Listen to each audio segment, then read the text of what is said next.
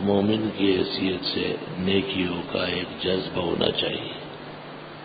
ہر کار خیر کی طرف لپکنا اور ہر نیکی کے کام کی طرف قدم اٹھانا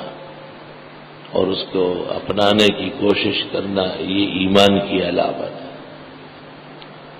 حدیث شریف میں ارشاد فرمایا ہے کتاب الایمان میں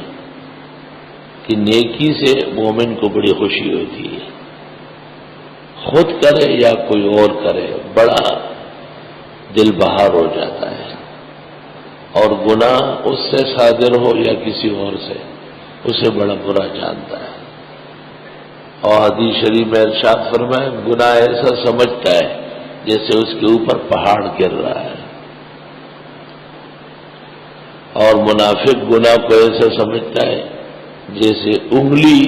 لگ گئی ہے کسی کیچڑ میں نامناسب، بس اس سے زیادہ اس کو کوئی تکلیف نہیں ہے۔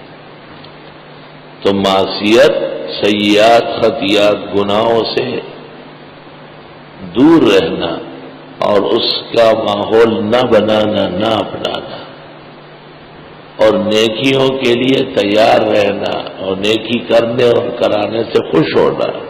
یہ ایمان کی علامت ہے۔ یہ دلیل ہے کہ اللہ نے اس مومن کے دل میں